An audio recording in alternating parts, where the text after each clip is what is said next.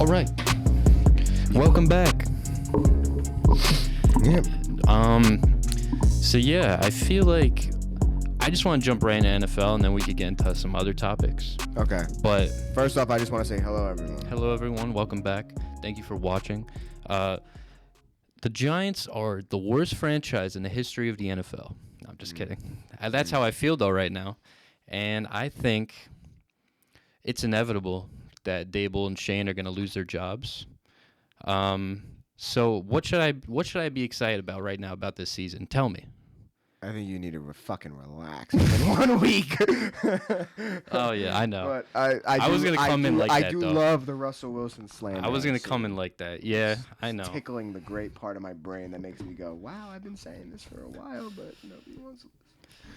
When he was on my team, I was like, nope, don't care if he's on my team. I'm not supporting him. But like the Jackson Dart stuff. I mean, we like Jackson Dart. If y'all get blown out this week, there's a real chance he might come in week 3. Oh yeah, I know.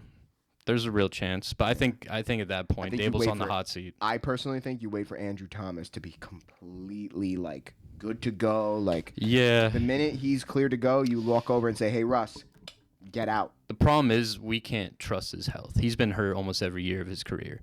So in my opinion, I don't think he plays till halfway through the year, I would say. Then I say we wait and we get Jameis Winston suited up, get him in there. It'll be the best 2 weeks of football. I'm starting to think Jameis will play now. I mean, I've been saying that for a while. I said you had a better offense with Jameis than with Russ because Russ is. We don't know that yet. I mean, I know. That's it. All right. Well, the one thing that shocked me though with Russ, he can't move, and his decision making shot. Like I was shocked in the red zone. Oh my god! I said terrible. Deep ball, check down, roll out. His accuracy was so bad too. In the preseason, it looked good. I mean, let's be honest, the Giants O-line's terrible, but it's been terrible for years. And there's a lot of teams with bad O-lines who have had some success with good quarterback play. So I'm not gonna like say, oh, it's the O-line that's making this team. Like, no, it's O-line. It's a QB. Tyron Tracy sucked. You name it. It's just the whole team was bad. But tell me about the Steelers. I think you guys played really well. I'm happy with the performance. I am so happy that this is the first time I can say this in a while.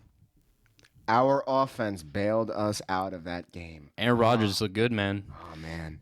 I mean, that's a great. We were there great together. To say. We were there together, and that was an awesome game too. I was sweating buckets. Yeah, that was a fun game. I was full blown like, don't talk to me, don't say anything. I was literally, it was so nice. Put that mic in front of you. There you go. Nah.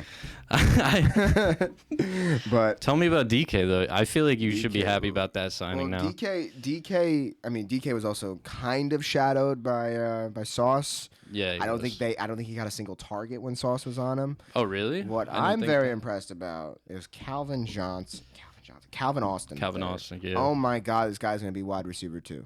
Right now, he's wide receiver 2. It's sweet that because you were worried about the receiving core. I was. But now Aaron Rodgers helps though. By the way, where the hell is Roman Wilson? Who even is Roman Wilson? Isn't he a college football player? We drafted him, and the entire offseason, oh yeah, he looks great. Where the fuck is he then on week 1? What about your defense? How you feel about that? Pretty good. Yeah. I'm not gonna lie. The Jets good, on both sides of the ball dominated us. Yeah. I'm sorry. Both sides of the line dominated us. Like, I mean, Breece Hall had a game. He did. I mean, they had 4 or 5 sacks on Rodgers. Yeah. That's a good game. We had 1, if that. Yeah. I think we had maybe 1, but defensively, I'm not concerned whatsoever.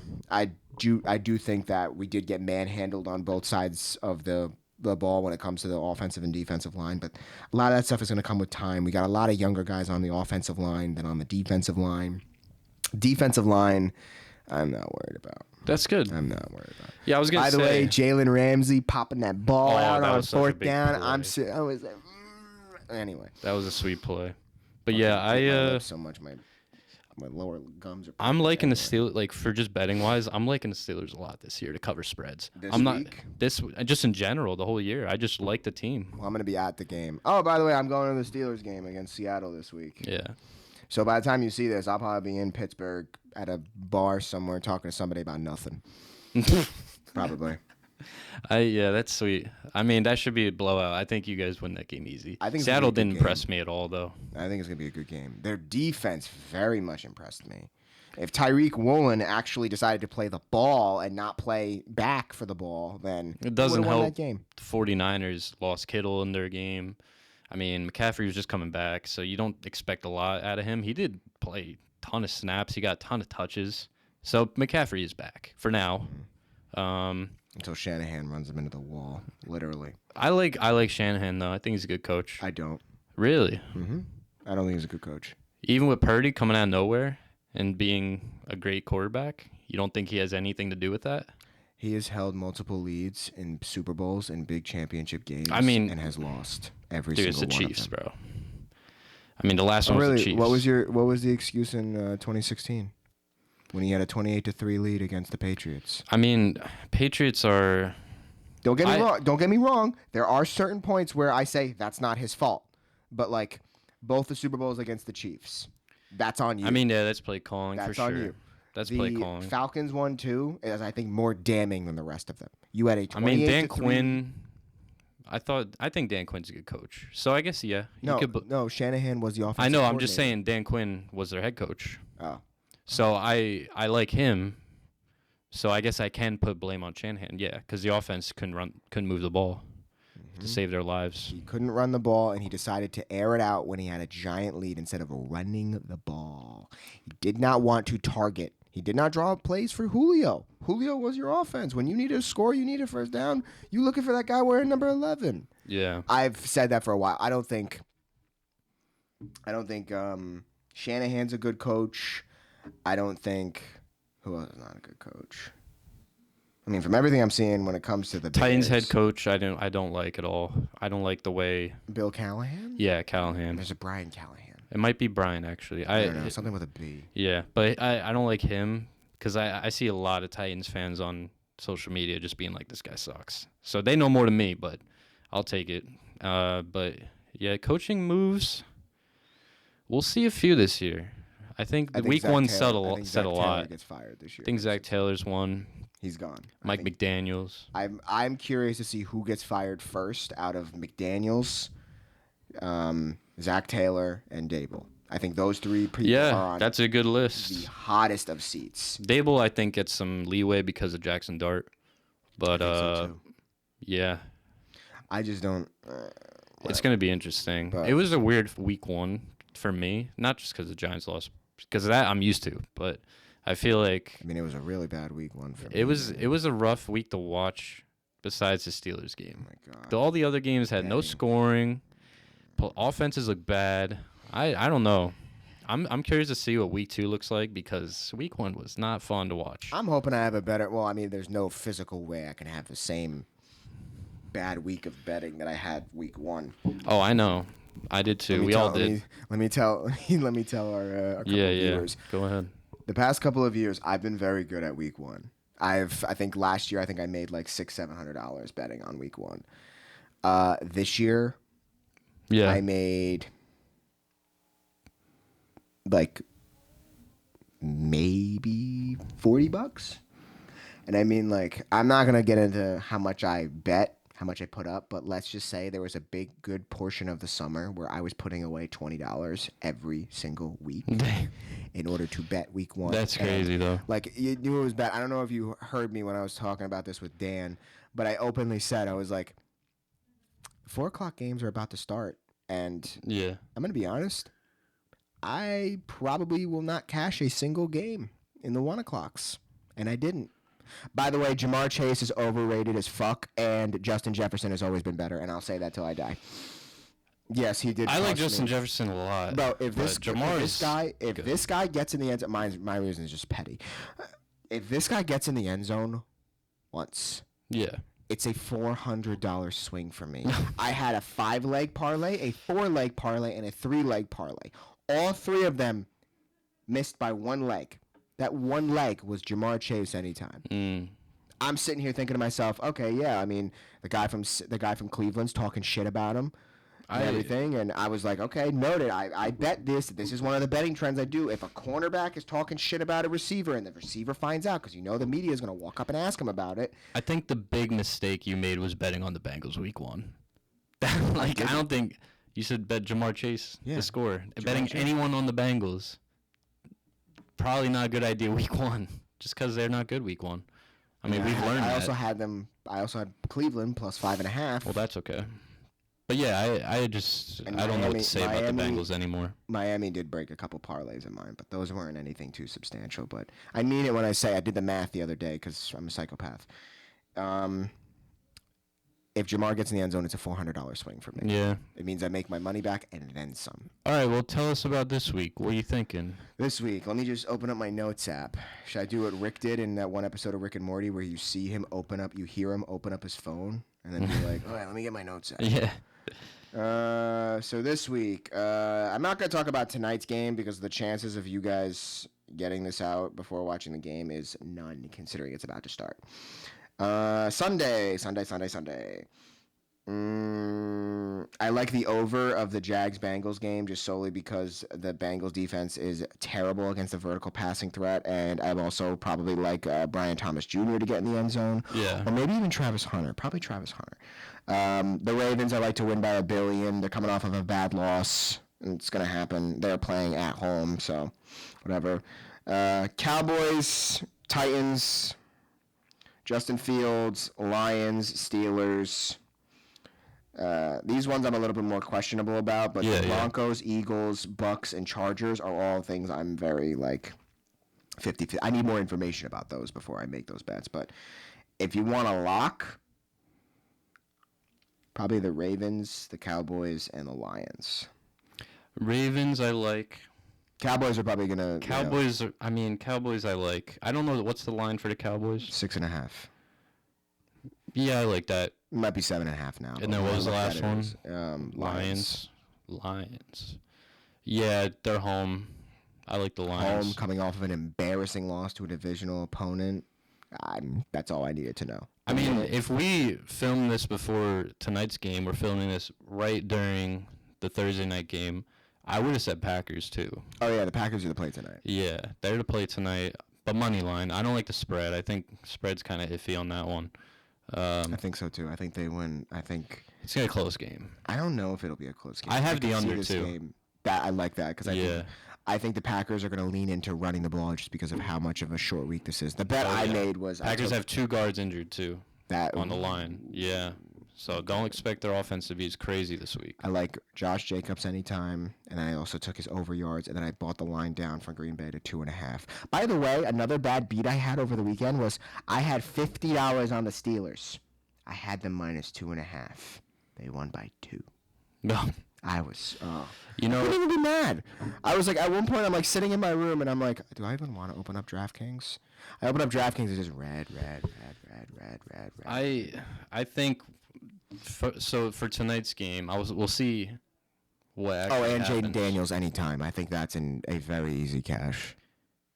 Okay, I was looking at the anytimes. I was like, I can't see myself betting on anyone, but I did do the under and money line for the Packers. But I'm just saying in general, I think we're going to see tonight that the Packers defense is as good as they were against the Lions. I think that's going to show.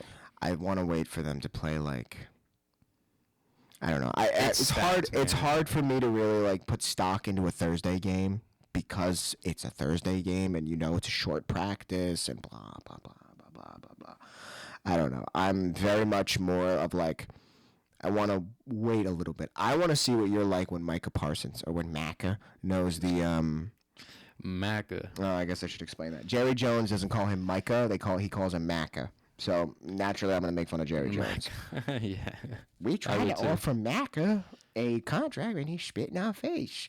Yeah, maybe because you offered him a contract fucking a year and a half later after you should have re-signed him. Yeah, 100%. Some of these owners are just dumb as a bag of sand. They really are. You do know the value of your receiver only goes up, right? Oh, just anyone that caliber goes up, yeah. And I've been saying, I saw him play every year, twice a year, so I know how good he is. I think a lot of people who aren't paying attention to the NFC East were like, yeah, you could trade him. They got good stuff for him. Like, nah, bro. Like, this dude's good. Like you don't want to trade him. You're not getting him back on one of those 2 first-round picks. No way. I can tell you that. No way. Right Packers now. might win the Super Bowl within these next few years. So yeah, come on. I was thinking of them being a Super Bowl contender before they got Micah. Especially because the Lions are gonna be, struggling. Bears always struggle, And then McCarthy. I mean, I liked JJ McCarthy, his resilience at the end of the game. You obviously want to see that from the start to finish. But I want to see him have his fourth quarter during the first 3 quarters. He's a winner. I'm not gonna lie, that first half was ugly. It's so weird how good the Bears were, and then it completely flipped. It was crazy. But It's the Bears. I like McCarthy though. I do. I think he's a winner. And I want to hold off before we give him, the green jacket. I think he's a winner. I just think that they said about Brady. I'm not comparing him to Brady. I'm just saying, like, you need to have that edge. Gives me Brock Purdy vibes. Has a better arm than Purdy, though. He still gives me Brock Purdy vibes. I think Purdy's pocket presence is better. I think his mobility... That'll come with time. Yeah, I think JJ kind of struggles when to run, when not to run. He did look good, but, like, you're right. That'll come with time. But, yeah, I was impressed by the end of the game. I was like, okay, he showed something. I like it. I can't wait for him to play the Packers. Oh, whenever he plays the Packers, that's when you'll know everything you need to know about him. I mean, Vikings have a great team too. Like, their defense is really good as well. So I'm still not putting stock into it. Yeah. There's a lot of things I'm not putting stock into, not just because I'm, whatever. The Bears literally went from looking really good to really bad, and every single time I'm like, that worries me. That's the Bears. That's the Bears. That worries 101. me, dude. Yeah. And Ben Johnson, with some of his comments, just seem very tone deaf. I wonder. He doesn't give me the vibe of like a head coach. I've been saying I hope he's not a coordinator. That's not a good head coach. You know how often that happens nowadays. All the time. Oh my god! Like, I'm done with it. Dan Campbell. Let's get more of those guys as head coaches. You know what I mean? Like, we don't need see a culture that. guy. Oh my! But the only thing that sucks is that when the culture guy brings in the coordinators that are good, the minute they have their best season in franchise history or whatever, they lose both coordinators. Yeah. Happens I mean, Dan time. Campbell. That's a rare breed. Happened with the Eagles. Actually, has happened 3 times to the Eagles in the last 3 years. I mean, both the coordinators from 2022 to when they made the first Super Bowl and lost to Kansas City, lost both coordinators. I know, but Then Eagles this didn't past struggle, season- though, because they had such a dominant roster. And what happened towards the end of that season after they made the Super Bowl? They collapsed and then got spanked by the Bucs. Okay, yeah, that's true. And it's the same thing. They with, didn't fire Sirianni, though. They didn't, because Sirianni's not their He's play not the caller. problem. Yeah, he isn't the problem either. He's perfect. He's perfect. He's a for good Philly. head coach. As much as Philly can hate on him and hate him after 3 losses, he is great. His play calling is like in pivotal moments, like the push, like what a invention for them. Like, to be honest, that saved them so many games. Just the 4th and 1s, you just can't beat them on that 4th and goal at the 1 yard line. Like, what are you gonna do? So for that alone, he gets his flowers. He gets his flowers for that. But yeah, those are good coaches, man. I mean, we don't see a lot in the NFL nowadays. No, they're not good coaches. They're better coordinators. Well, I'm talking Dan Campbell and Sirianni. I'm talking Dan Campbell and Sirianni. Yeah, they're good coaches. Harbaugh's in there. Both of them. Both of the Harbaughs. I mean, let's be honest though. John, that's the Ravens one, I think. John. I just call them the Ravens and the Chargers head coach. He doesn't know how to win against big teams. Don't buy into that narrative.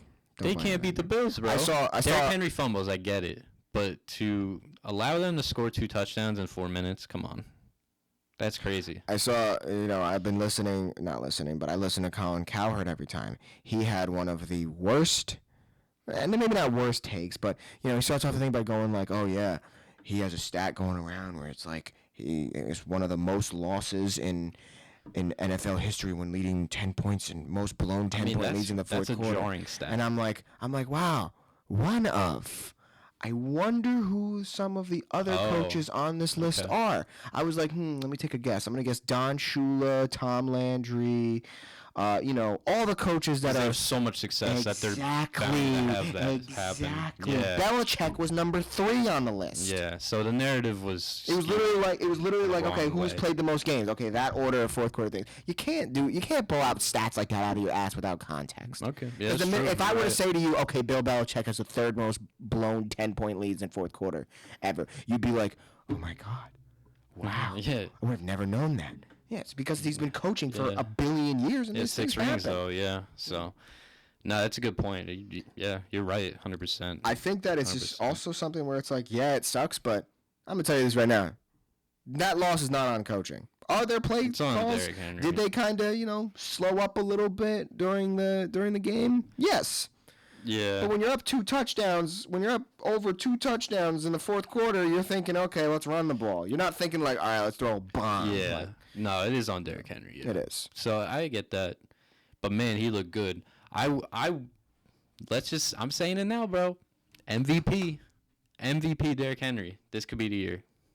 I know he had the fumble, but man, if he's putting up 150 a game, come on. Saquon didn't get it. He deserved it. Give it to a skill position this year. I'm ready for it. Like, let's see it, man. So, and what QB really stood out besides Josh Allen, who's not going to win back to back? I don't think that they'll do that. Herbert looked good. on Friday. I just think that division's too tough. I don't know if they're going to be able to just get 12 wins this year. If they do, kudos to them. But I just don't know. I think the winner of that happen. division wins 11 games. That's how competitive that division is. Yeah, 11 might be. That might be too nice. I was thinking 10. No. Chiefs go 0-2. I hope so. I mean, They hate watching. they go 0-2. That's an interesting stat too. I wonder how many teams who started 0-2 ended up getting 10 plus wins. Well, they're gonna. If it happens. Sorry, choking. Yeah. You know that. Oh, down the wrong pipe. You know that. The minute the Chiefs go down 0-2, ESPN's gonna break out all these graphics. Oh, only 15% of teams that start off. Oh, we hear that every year. Giants won 2007 going 0-2.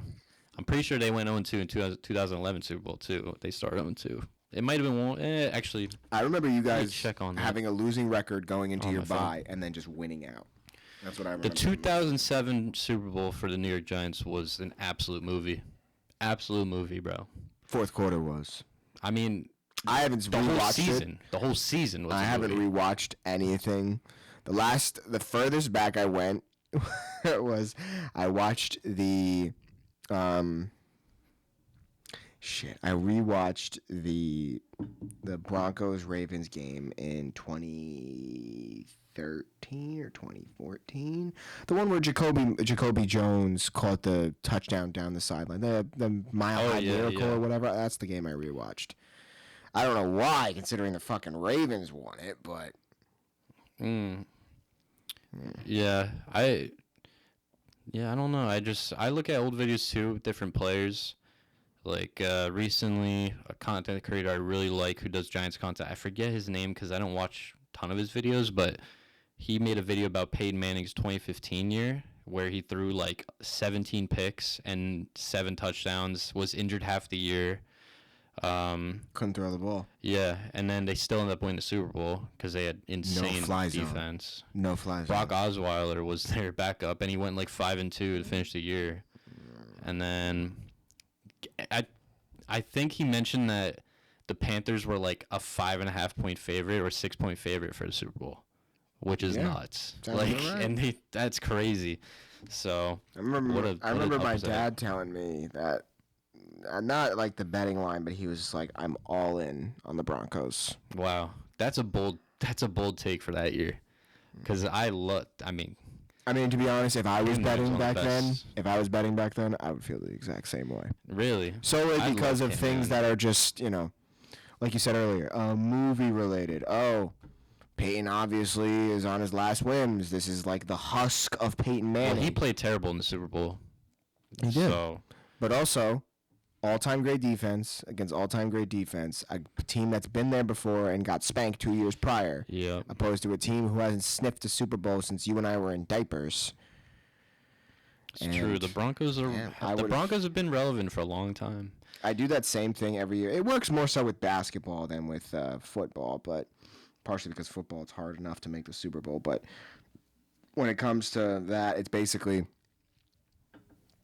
if you and I own sports teams and we make it to the chip, I beat your team. Mm-hmm. Next year comes around. I end up losing in a championship game. You go to the Super Bowl against another guy. Yeah. I will put the house on your team. Okay. Solely because you have the experience, you know how to navigate the media, you know what to do. It's not your first time there where you're relying on other people. You're like, no, I know what I got to do. Yeah. That's why, man, the Eagles, if they make it all the way too, it's gonna be tough to beat them. The amount of experience they've had in Super Bowls recently. So, I don't know. It will all depend on Saquon. Saquon makes their whole offense go. Everyone talks about Jalen Hurts when in reality, let's say Eagles get the number 1 seed, and then they end up playing the Packers in the NFC Championship game. Packers. You'd take Packers there? Packers. I might take the Eagles because of home field, but I don't know. And I'm not a big home field guy, but playoffs it's a little different. It means so much. Playoffs, it's home field means more in no other sport than football. But I would say it's not necessarily because of the crowd. I think it's because of the environment, like the weather, because of the grass or turf. There's other factors, not just the crowd. I don't think. I do. You really think crowd's that big in the NFL? I think. I don't think it compares to college, though. Oh, no, nothing compares to college. Well, you want to go to a really prime, nothing compared to college. When I went to Iceland a few years back, I literally remember having a conversation with someone who's talking about football, and they were like, what is the most That's cool. They asked me if we were to attend a football game, where should we go? I said, go. I said, if you want to go NFL, if you want to go NFL, go to one of the big market teams. Go to a team that's good right now. You'll have a blast. You might pay a little bit extra, but I said, if you want to go to cream of the crop football, go to a college football game like in the South. Yeah. Don't matter where, just in the South. Bonus points if you go to a college football game where the state doesn't have a NFL team. Yeah. Because they'll take that college game more than, oh my God. Oh yeah, Alabama, Oklahoma. Oklahoma's big time, yeah. Any of the Texas school. Well, Texas has 2 teams, but in the NFL. But Texas is huge for football. Yeah, it's one of those states where one of the big. They always say, "Oh, which state produces the best football players?" Texas is always in the conversation. Yeah, California is in the conversation. Florida's in the conversation. Those are the big 3. Probably Ohio. I would say Ohio and Pennsylvania. Pennsylvania's really big, yeah. And New Jersey's not far off. No, New Jersey produces more basketball players. Yeah. I mean, I don't really pay attention to basketball Kyrie that Irving. much. So Kyrie, yeah. Nas Reed. Okay. Shaquille O'Neal. Okay. I didn't know Shaq was from here. Okay. From Newark. Oh, yeah. I think. Either maybe that or his family lived here. I don't. Yeah, that's pretty cool. Yeah, if I was to tell a foreigner about the NFL, I would tell them the exact same thing, to go to a big market team. The best environments, probably Chiefs, Packers, obviously. Man, what else? How about Steelers? The environment's pretty good. And I mean, MetLife's terrible. I would never recommend to go to Giants or Jets game. Packers, Chiefs, Steelers. For the aspect of probably Vikings too. I mean, if we want to just get into a bullshit topic, I'm literally counting down until Borderlands 4. Man. Oh yeah. I can't fucking wait. I can't wait to just play as Harlow. Her ability is basically she picks somebody up in a quite literal bubble and slams them into the ground, and it's like a basketball. It goes. I saw some of it. I can't wait. But I mean, the abilities are cool. I saw the one where you kind of spawn people to help you fight. Vex. Yeah, the spectral whatevers. Yeah. You would love Rafa. What does he do? He's a former TDR soldier. Translation, he has a super suit that basically, his abilities is he has a shoulder mount that you can dematerialize and then materialize in your hand where you're dual wielding, or you can pick the Spectre, where basically your hands turn into swords and you just That's cool. speed. You go into third person. It's really cool. Sweet. I think if you were to play, you probably would pick either Amon or Rafa. I think you would probably lean more towards Rafa just because I don't think you would want to be like, oh, let me spec into elemental damage to do this and blah blah. No, you're just gonna be like, I want blood. Yeah. Me, on the other hand, I want to be able to I want to literally be able to dribble people's skulls off of them. So. All right. Yeah, I mean, haven't really looked at the game that much, but that's cool. I mean, I'm glad you're looking forward to it. I can't wait, bro. I just can't wait to just read. Is it weird that the thing I'm looking forward to the most is how they name the guns? Like, there are times when I'll just go around and I just want to read the guns. Yeah. Like, the gun names are hilarious. Is there a lot in this one compared to the last one? They market it as like, oh yeah, there's 9 billion guns. But in reality, if I have a gun in front of you, Different specs, right? no, it's like, well, yes, in a way. It's something where it's like, okay, if I have a gun in front of you, there's different parts now. They introduce like this part system where you can have different abilities on each part. Mm-hmm. Where it's something where it's like, I'm gonna say names that don't mean much to you, but the point will get there. It'll be something where like, if I give you an AR that has a Torg mag, and then you kill something and it drops that same AR, but it has a Malawan mag. Technically, those are two different guns. Oh, that's cool. So you really got to pay attention then, Yeah. to like what's on the gun and stuff. That's cool. I just want to be able to have not the setup I have in 2 or 3. Not 3. 3, my setup is so broken it just doesn't even make. I'm playing on the hardest difficulty and I'm face tanking things. Yeah. Like I'm literally just like telling myself, I'm like, I'm happy I'm playing this by myself, because if I was playing with another person and we both had the same quality build that I have now, I would not find this fun. Well, I'm looking forward to seeing next week your review on, your initial thoughts on the game. Oh yeah, we're gonna be definitely talking about that. And then we could talk about Pittsburgh trip. That'd be cool. And I then feel like I can go to Permanthi Brothers this year. I haven't gone in a year or two. What's that? There's a sandwich spot that's like the, if you're gonna go to Pittsburgh, you gotta go to.